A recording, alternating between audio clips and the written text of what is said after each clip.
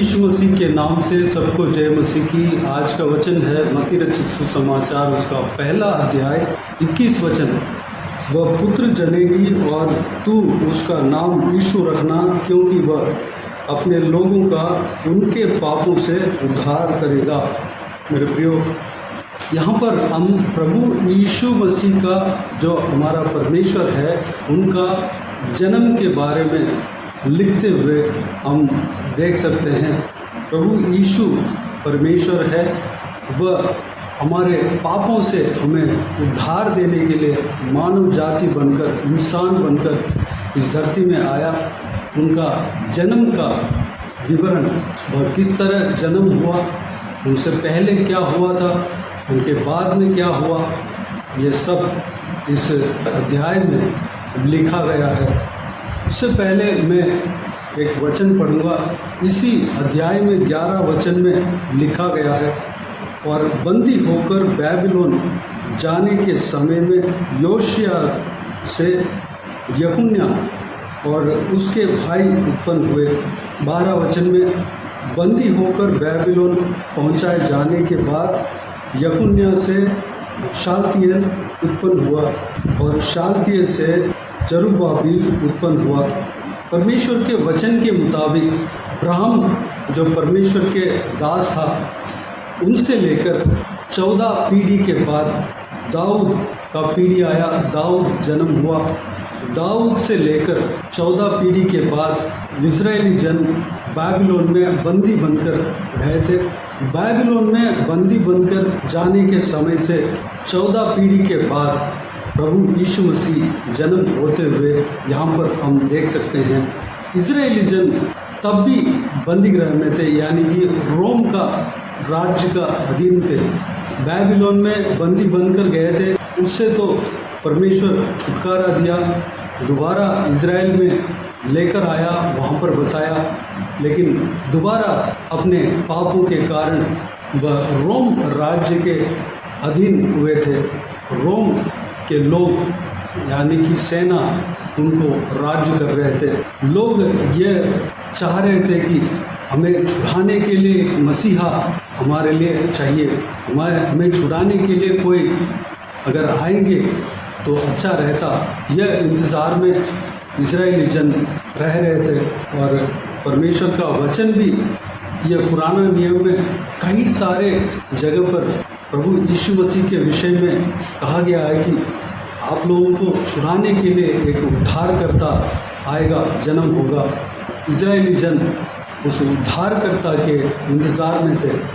यहाँ पर बैबिलोन में बंदी बनकर जाने के समय से लेकर 14 पीढ़ी के बाद प्रभु यीशु मसीह जन्म होता है। यानी कि इजरायली जन शुरू से लेकर वह कभी मीदियानियों के अधीन में जाते थे, उससे पहले मिस्र देश में अधीन होकर जाते थे, उसके बाद बैबिलोन में अधीन होकर बंदी बनकर गए थे, और रोम राज्य में रोम के सेनाओं के अधीन रह रहे थे। यानी कि उनका पाप के वजह से, उनका कर्म के वजह से जाकर फंस जाते थे, जाकर बंधन के अधीन हो जाते थे। इस चीज़ से निरंतर छुटकारा देने के लिए प्रभु यीशु मसीह इस धरती में इंसान बनकर आया। मेरे प्रियो, यहाँ पर इस 21 वचन को मैं दोबारा पढ़ना चाहूँगा। वह पुत्र जनेगी और तू उसका नाम यीशु रखना, क्योंकि वह अपने लोगों का उनके पापों से उद्धार करेगा। जब प्रभु यीशु मसीह आने के समय में यह स्वर्गदूतों के द्वारा भविष्यवाणी हुई कि लोगों को अपने पापों से उद्धार करेगा। यानी कि इजरायली जन अपने पापों के वजह से ही जो अन्य देश में बंदी होकर गए थे, अगर पाप से उद्धार पालेंगे, पाप से छुटकारा पालेंगे, तो वह नौबत नहीं आएगा। इसलिए मेरे प्रियो, प्रभु यीशु मसीह इजरायली जन का उद्धार के लिए, उनके पापों से उद्धार करने के लिए आया। जब उनका पापों से इजरायली जन उद्धार पालेंगे तो सब चीज़ में उद्धार पा सकते हैं। मेरे प्रियो, हम अपने ही पापों के वजह से ही कई सारे मुसीबत में हम फंस जाते हैं। उस मुसीबत से छुटकारा पाने के लिए हम सोचते हैं, लेकिन इस वचन के द्वारा हमें यह सीखना मिलता है, अगर हम पाप से छुटकारा पा लें तो अपने आप उस बंधन से हम छुटकारा पा सकते हैं। प्रभु यीशु पाप से छुटकारा दिलाने के लिए आया। जो कोई भी जन पाप से छुटकारा पा लेता है वह अपने आप जो इस धरती में, इस दुनिया में जहाँ बंधन में पड़े होते हैं उस बंधन से छुटकारा पाएंगे, उस गुलामी से छुटकारा पाएंगे। जब इजरायलियों का हिस्ट्री में, जो चरित्र में हम देखते हैं तो अपने पापों के वजह से अन्य जातियों के अधीन होकर इजरायली जन जाते हैं और वहाँ के पीड़ाओं को सहन देखकर, वहाँ के पीड़ाओं में पड़कर वह लोग परमेश्वर से चिल्ला उठते हैं कि परमेश्वर हमें उद्धार कर। परमेश्वर जब उनका पुकार को सुनता है तो वहाँ से, उस पीड़ाओं से उस लोगों को, इस्राएली लोगों को, अपने जन को छुटकारा देता है। निनिवे के लोग जब पाप की वजह से परमेश्वर की ओर से क्रोध उस देश के ऊपर आने वाला था, जब वह लोग अपना पाप का पश्चाताप किया और परमेश्वर के सामने दीन हुआ और उपवास करके, राजा से लेकर छोटे से छोटे जानवर तक सारे लोग उपवास करके परमेश्वर के सामने दीन हुआ, परमेश्वर उन्हें माफ़ किया और जो उनका पाप के जो नतीजा होने वाला था, जो उस दंड से उनको छुटकारा दिया। इस तरह के कई सारे संभव को हम देख सकते हैं। लोग पाप में फंसे हुए रहते हैं, पाप के वजह से गुलामी में जाते हैं और गुलामी में जो कष्ट को, पीड़ा को सहन जब करते समय उनका पाप एहसास होता है, तब प्रभु यीशु को, परमेश्वर को पुकारते हैं। परमेश्वर उनका आवाज़ को सुनता है, उस पश्चाताप को देखता है और वहाँ से उन्हें छुटकारा दिलाता है, छुटकारा देता है। प्रियो, हम अगर पाप के बंधन में फंसे हों, अगर हम कहीं परेशानी में, संकट में, मुसीबत में अगर फंसे हों, कहीं गुलामी में फंसे हों, तो यह जानना है कि हमारे अंदर कोई पाप तो नहीं। अगर हमारे अंदर पाप हो तो उस पाप से हमें छुटकारा पाने के लिए हम प्रार्थना करें, उस पाप के बंधन से छुटकारा पाने के लिए हम प्रार्थना करें, उस पाप से निकलने का वादा प्रभु यीशु मसीह के सामने करें, प्रभु यीशु मसीह के आगे रखें, उस पाप से निकलने के लिए कोशिश करें, प्रभु यीशु से मदद मांगें। जब उस पाप से आप छुटकारा पाएंगे, उस पाप से दूर होंगे, उस पाप से छुड़ाए जाएंगे, तो अपने आप उस पाप के ज़रिए जो कुछ भी पीड़ा आए थे, वो आपके जीवन में जो पीड़ाएं आया, उस पीड़ा से आपको परमेश्वर छुटकारा देगा, उस गुलामी से छुटकारा देगा, उस परेशानी से छुटकारा देगा, उस बंधन से छुटकारा देगा। आप आज़ाद होंगे। मेरे प्रियो, यहाँ पर यीशु, यानी कि यहाँ पर लिखा हुआ है उसका नाम यीशु रखना, क्योंकि वह अपने लोगों का उनके पापों से उद्धार करेगा। यीशु का मतलब ही पापों से उद्धार करने वाला, यीशु का मतलब ही वह छुटकारा देने वाला, उद्धार करने वाला। हमें उस पापों से छुटकारा देने वाला कौन है?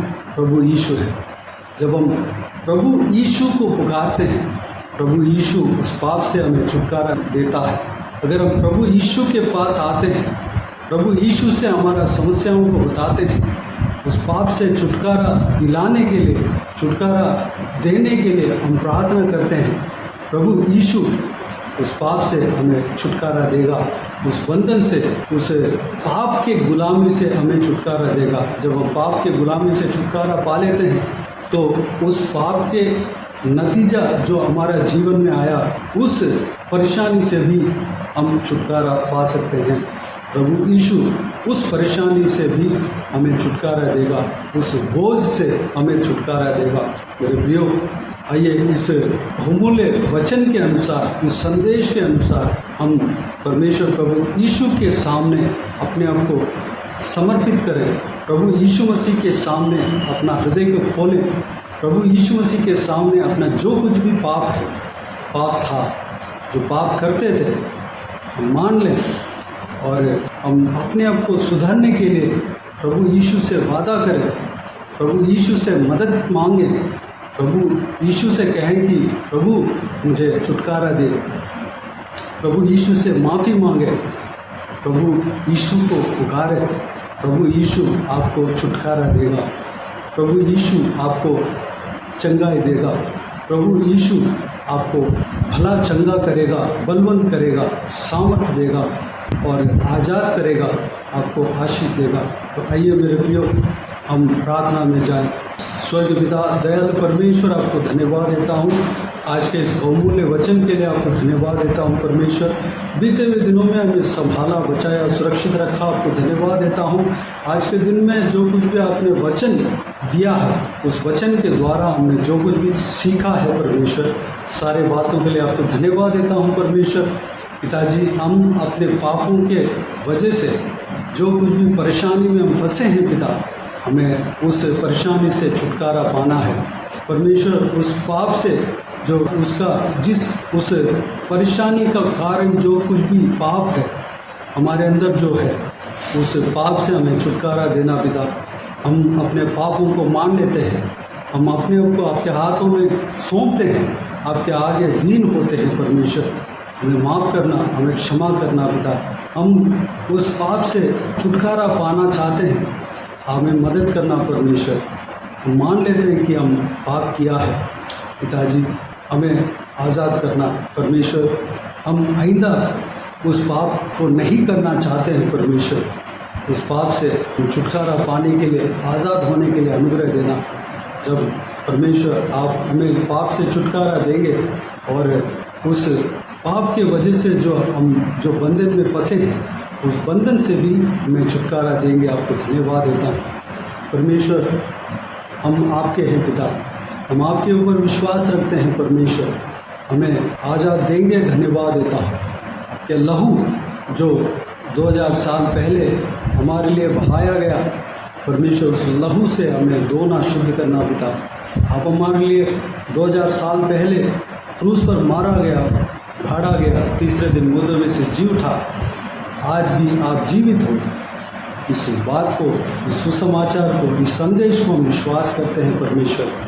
हमारा हृदय में आना, हमारा जीवन में आना, हमें चलाना परमेश्वर। धन्यवाद। सारा व्यूअर्स को इसी तरह आशीष देना, सभी को सुरक्षित रखना, संभालना परमेश्वर।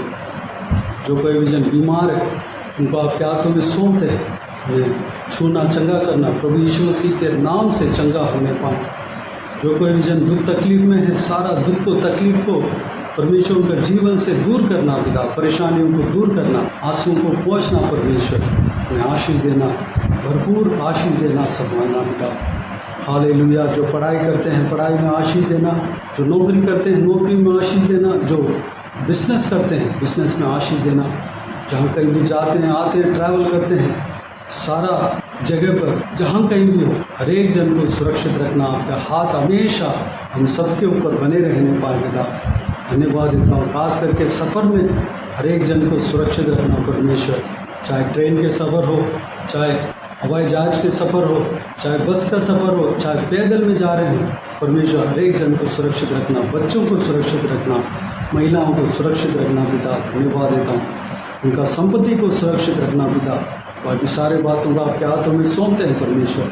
सारा आदर, महिमा, जलाल आपको मिलती रहे। सारा दुआ प्रार्थना को प्रभु यीशु मसीह के नाम से मांगते हैं, सुन और ग्रहण करें। आमीन आमीन। प्रभु यीशु मसीह के नाम से प्रभु यीशु मसीह का आशीष और अनुग्रह सभी के ऊपर बने रहें। आमीन आमीन। मेरे प्रियो, इस चैनल को सब्सक्राइब करें और शेयर करें। अगर किसी को भी प्रार्थना का विषय हो तो डिस्क्रिप्शन में दिए हुए नंबर पर कॉल करके प्रार्थना करा सकते हैं। हम आपके लिए प्रार्थना करेंगे। आप अपने व्यक्तिगत प्रार्थना में हमारे लिए प्रार्थना कीजिए, प्रभु यीशु से प्रार्थना कीजिए हमारे लिए, इस सेवकाई के लिए, इस सेवकाई में जुड़े हुए हर एक जन के लिए, इस सेवकाई का उन्नति के लिए, इस सेवकाई में जुड़े हुए हर एक जन का आशीष के लिए, आत्मिक उन्नति के लिए, तरक्की के लिए, आत्मिक आशीष के लिए, संसारिक आशीष के लिए, पारिवारिक आशीष के लिए प्रार्थना करें। परमेश्वर आप सबको आशीष दे। इस सेवकाई के द्वारा परमेश्वर आपके जीवन में कार्य किया हो वो भी हमें बता सकते हैं, ताकि हम सब मिलकर परमेश्वर को धन्यवाद दे सके, महिमा कर सके। प्रभु यीशु आप सबको आशीष दे। आमीन आमीन।